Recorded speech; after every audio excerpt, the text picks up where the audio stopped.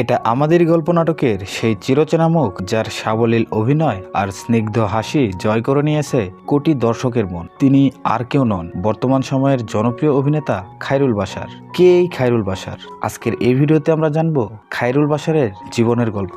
তো চলুন ভিডিওটি শুরু করা যাক।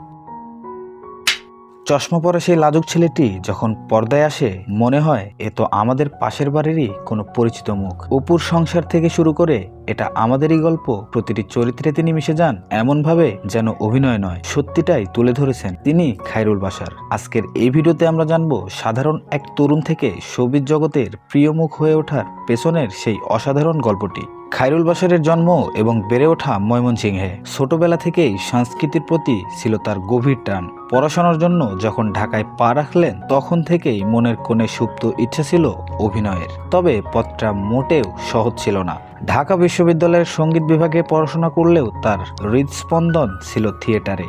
নাট্যদল ঢাকা বিশ্ববিদ্যালয় থিয়েটার, এর মাধ্যমেই মূলত তার অভিনয়ের হাতেখড়ি। দিনের পর দিন অডিশন দেওয়া, ছোট ছোট রোলে অভিনয় করা, এভাবেই শুরু। প্রথম দিকে ছোট পর্দায় টুকটাক কাজ করলেও নজর কাড়েন অমিতাভ রেজা চৌধুরীর ঢাকা মেট্রো ওয়েব সিরিজের মাধ্যমে। এরপর আর তাকে পেছন ফিরে তাকাতে হয়নি। তার সহজ সরল বাচনভঙ্গি আর চোখের এক্সপ্রেশন খুব দ্রুতই নির্মাতাদের ভরসার জায়গা হয়ে ওঠে।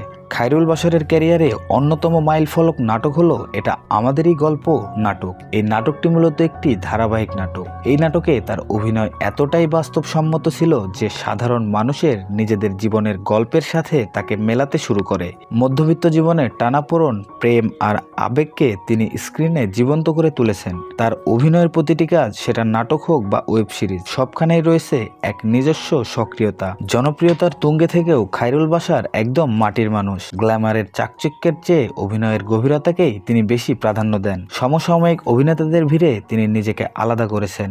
তার পরিমিত অভিনয় আর শৈল্পিক রুচি দিয়ে আজ তিনি কেবল একজন অভিনেতাই নন, বরং হাজারো তরুণ প্রাণকে স্বপ্ন দেখানোর এক প্রেরণা। খায়রুল বাশার আমাদের প্রমাণ করেছেন একাগ্রতা আর সততা থাকলে খুব সাধারণ জায়গা থেকেও অসাধারণ হয়ে ওঠা যায়। আমাদের চারপাশে চেনা মানুষের ভিড়ে তিনি এক অনন্য শিল্পী। তার জীবনের এই গল্প থেকে আমাদের শেখায় স্বপ্ন দেখতে হয় এবং সেই স্বপ্নের পিছু ছুটতে হয় শেষ পর্যন্ত। ভিডিওটি শেষ পর্যন্ত দেখার জন্য আপনাদের সবাইকে জানাই অসংখ্য ধন্যবাদ। এবং খায়রুল বাশারকে যদি আপনি ভালোবেসে থাকেন, অবশ্যই আমাদের চ্যানেলটি সাবস্ক্রাইব করে আমাদের চ্যানেলের সঙ্গেই থাকবেন। আজকের ভিডিওটি এই পর্যন্তই। ভিডিওটি কেমন হয়েছে কমেন্ট বক্সে লিখে জানাবেন।